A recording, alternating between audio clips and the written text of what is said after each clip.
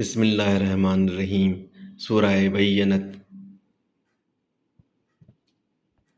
किताब वारनि ऐं मुशरिकनि मां जिन इनकार कयो से एसी ताईं पंहिंजे रस्म खां अलॻि थियण वारा न हुआ जेसी ताईं वटनि पधरी हुजत न अचे, यानी अल्लाह जो पैगंबर जो पाक सहीफ़ा पढ़े जिन में सिधा सवां लिखियल हुकुम आहिनि ऐं जिन खे किताब ॾिनो वियो से पाण वटि पधरी हुजत जे अचण खां पोइ मुख़्तलिफ़ थिया ऐं हिन खां सवाइ ॿियो को हुकुम न कयो वियुनि त बातिल खां मुंहुं मोड़े अल्लाह जी इबादत कनि ऐं निमाज़ पढ़ंदा रहनि ऐं ज़कात ॾींदा रहनि ऐं